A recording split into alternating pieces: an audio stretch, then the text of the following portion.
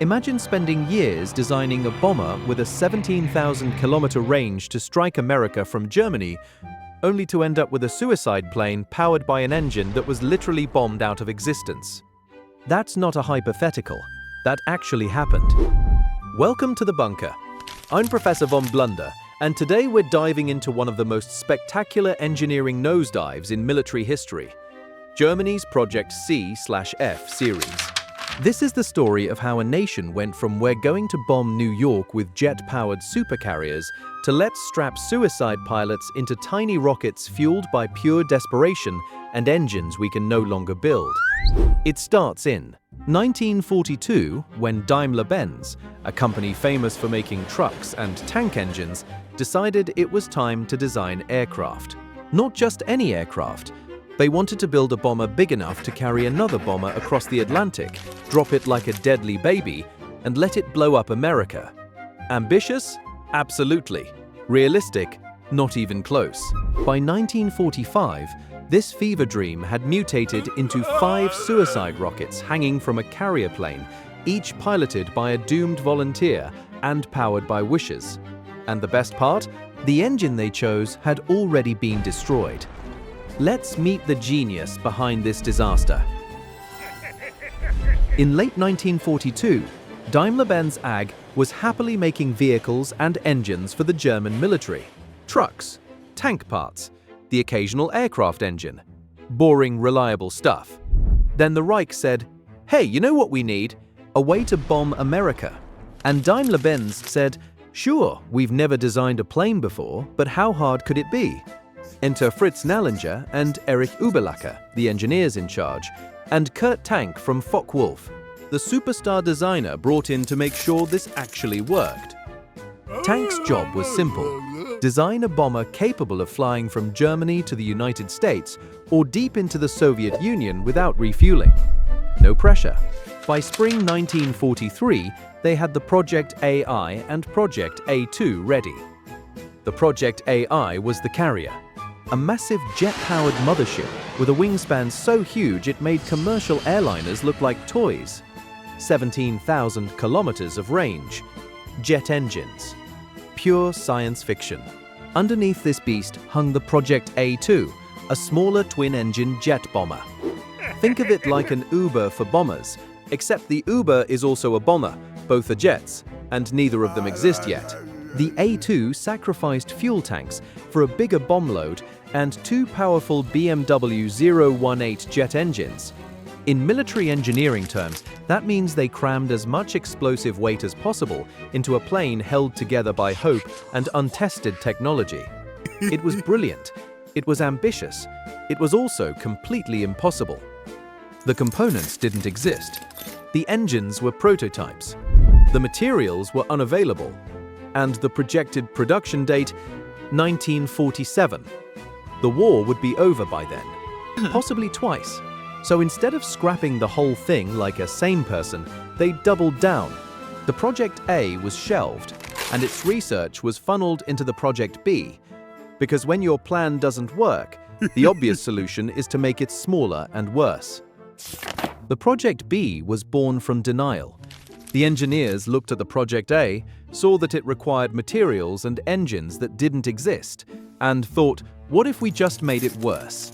So they did. The wingspan was slashed from 94 meters to 54 meters, nearly 50% smaller. The beautiful jet engines were ripped out and replaced with 6 piston engines. 4 pullers, 2 pushers. The wings were completely redesigned. It was like downgrading from a Tesla to a riding lawnmower. The Project A2 bomber got a similar makeover. New tail assembly. The 2 BMW jet engines were removed in favor of one single massively powerful Daimler jet engine. On paper, it still looked somewhat reasonable. And then 1945 arrived. By this point, Germany was losing the war so badly that reality had become optional. The Project B was rebranded as the Project C. Same plane. Congratulations, you've achieved nothing. But the real change was replacing the AI-2 bomber with 5 Project E flying bombs. Now, if your plan to bomb America isn't working, what do? Abandon it? Admit defeat? No, you make it worse and add suicide. The Project E was a tiny jet aircraft that looked like Germany's Comet rocket fighter, but it wasn't a fighter, it was a bomb with a cockpit. The fuselage was packed with 2,500 kilograms of explosives arranged as a shaped charge to maximize destruction. In tactical terms, that means the pilot was riding a missile pretending to be a plane. 5 of these suicide rockets hung from launch posts beneath the Project C carrier. The carrier would haul them to the target area and release them for a one-way trip. No return journey, no escape. Just a very short, very final flight. The Project A had gone from futuristic jet carrier to airborne hearse in less than 2 years. And somehow, it still got worse. In 1945, Germany unveiled the Project F. The Project C carrier remained the same, but the Project E suicide rockets were swapped out for the new and improved Project F suicide rockets. The improvement? A bigger engine and an escape hatch. Let's talk about that escape hatch because it's the funniest thing you'll hear all day. The designers included a panel in the floor that would drop out, releasing the pilot into the open air. In engineering terms, that means the floor disappeared and the pilot got sucked out of the cockpit, along with his chair and anything else not bolted down. Did it work? Probably not. Did it make Hitler feel better about sending people on suicide missions? Maybe. It was a participation trophy for survival. The Project F also boasted a much more powerful engine, the BMW 018, the same engine originally planned for the Project A2 bomber back in 1943. And here's where it gets truly unbelievable.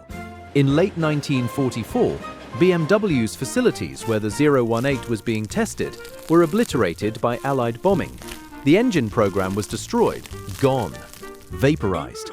And yet, in 1945, Daimler decided to design the Project F around that exact engine. An engine that no longer existed. Now, Timmy here is going to demonstrate how the escape hatch worked. Timmy, climb into the replica cockpit. Good. Now when I pull this lever, the floor panel drops and you fall through. Ready? 3, 2, 1. There he goes. And there's the chair. And I think that was a shoe. You see, the pilot would drop into the slipstream at high speed, which would be fatal. But at least he technically escaped the plane. Timmy, are you okay down there? He's fine. Probably. Was this a communication failure between companies? Wishful thinking? Or sabotage by designers who realized they were building a suicide weapon around a pile of rubble? We'll never know. But we do know it never flew. Let's fire up the stupidity meter and rate this absolute masterpiece of failure. Money wasted? Enormous. Years of research, development, and resources poured into 4 different project iterations, all for a weapon that never left the blueprint stage. Enemies killed? 0. Not a single bomb dropped. Not a single mission flown. Not even a working prototype. Collateral damage to Timmy? Moderate to severe. He fell through the floor of a replica cockpit and is currently stuck in the basement with his chair. On the stupidity meter, the Project C/F series earns a 9 out of 10. 1 point deducted because at least they didn't actually build it and waste even more money. But designing a suicide weapon around an engine that was bombed into non-existence, that's peak incompetence. It's like ordering a pizza and building the restaurant after the pizza arrives. Except the restaurant was already destroyed, and the pizza is a person. If you had unlimited resources in 1945 and your country was losing the war, what insane weapon would you design? A jet-powered unicycle? A bomber made entirely of cheese? Let me know in the comments. I need ideas for next week. And someone please help Timmy. He's been down there for 10 minutes and I think he landed on something sharp. This is Professor Von Blunder, reminding you that confidence is not a substitute for competence. I'll see you in the bunker.